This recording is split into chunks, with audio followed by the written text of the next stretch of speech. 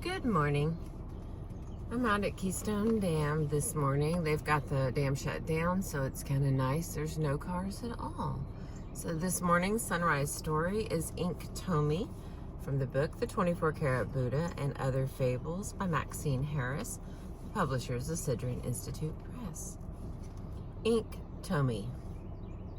In the days of the Old Kingdom, Inktomi was the largest and most magnificent spider in the land.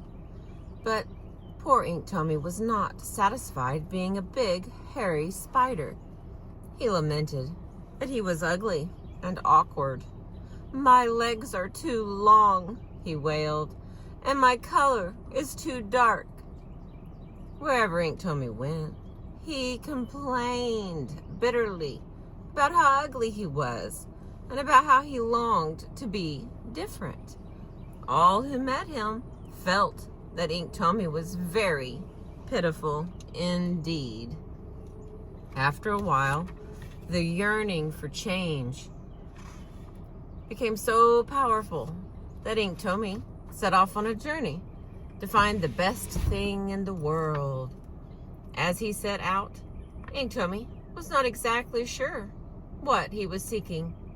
He only knew that it must be something different from what he already possessed, and that it must be the best.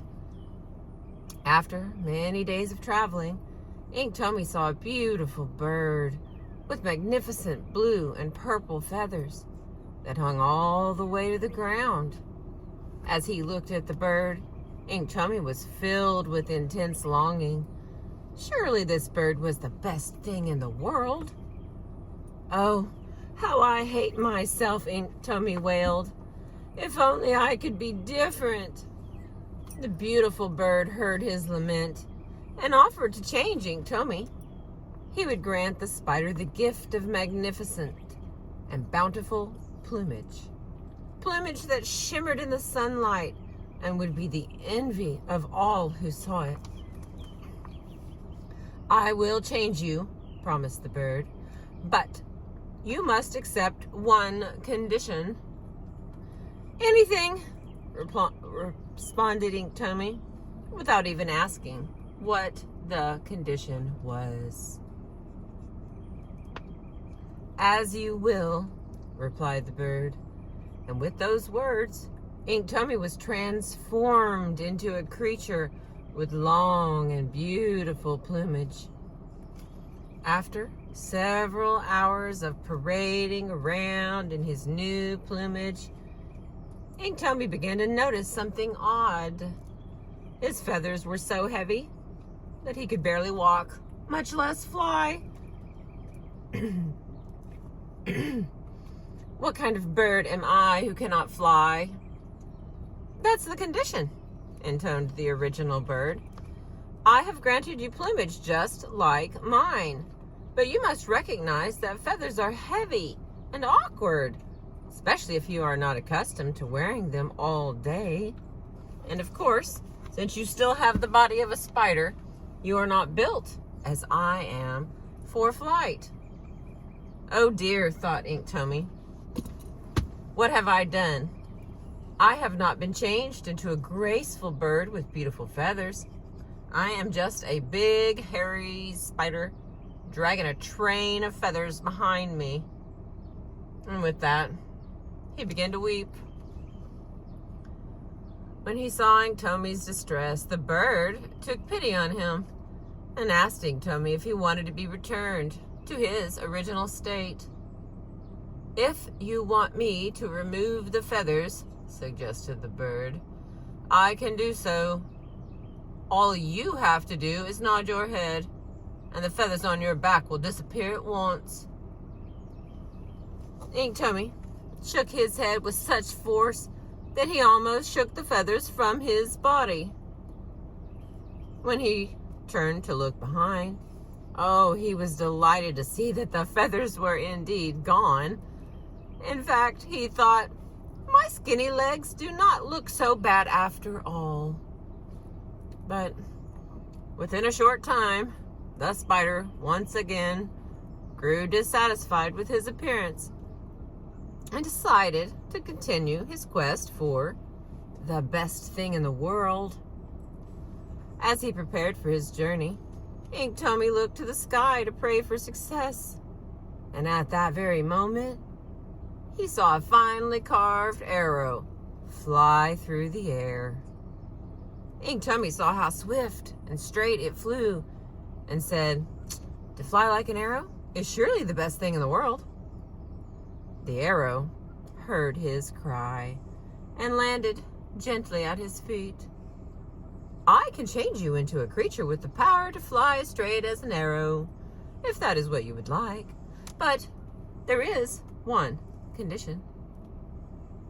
"I would give anything to fly like you," pleaded Inktomi, again, without asking what the condition might be. Within minutes, he was flying through the air. He flew straight and swift. But when he tried to twist and turn, he was unable to change his course. Inktomi fell to the ground. "That is the condition," called the arrow. "We can only fly in a straight line." "Flying in a straight line is very beautiful," lamented Inktomi. "But I will surely starve if I cannot move in circles so that I can create my web. If I can only spin a web of straight lines, all my prey will escape from my snares quite easily.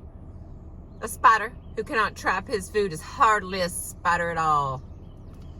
"Very well," remarked the arrow. "But you asked to fly with grace and precision, and I have granted your wish.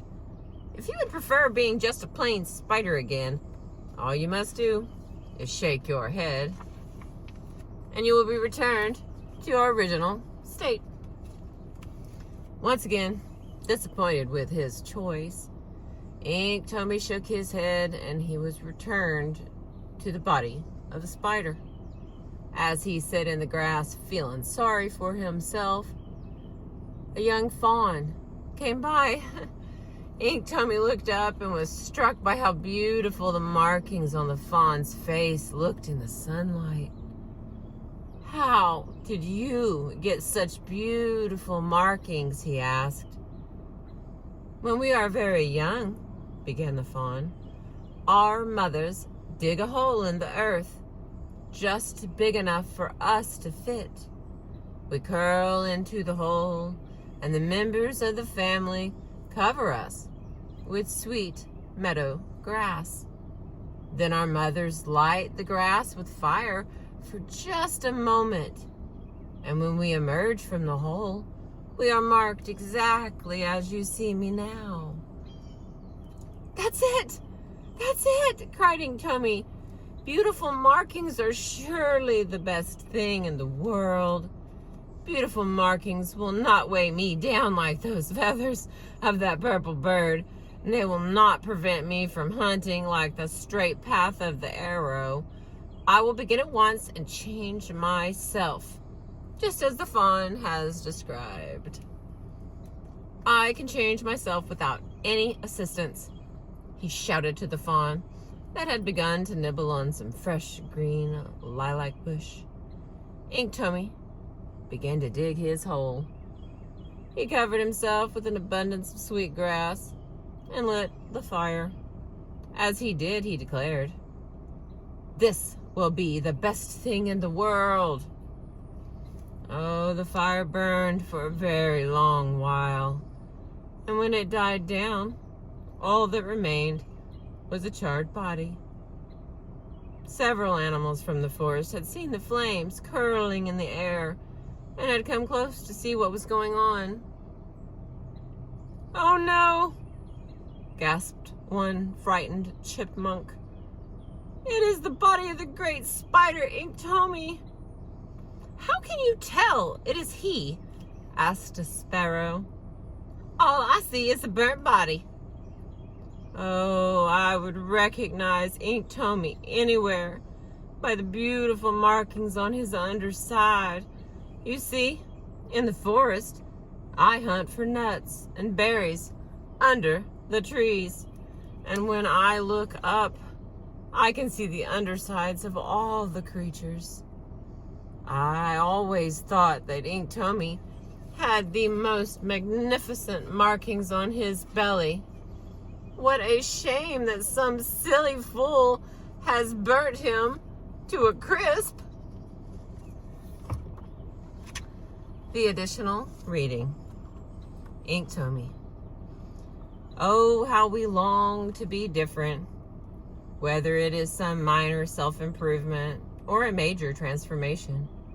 We invest much time, energy, and money in trying to be other than we are.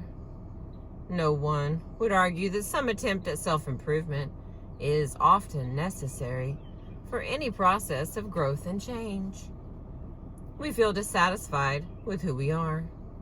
We long to be different, and sometimes we begin a process of healthy transformation. Unfortunately, as was the case with Inktomi, the longing to be different can be so powerful that it obscures the virtues we already possess. We may also be so eager for change that we fail to notice the price that we must pay for certain changes. We may also fail to notice that what works for one may not work quite as well for us. So often, many of the strengths and gifts we look for outside ourselves are virtues and talents we already possess, if only we have the wisdom to notice them before it is too late. Thank you for listening this morning. I appreciate you.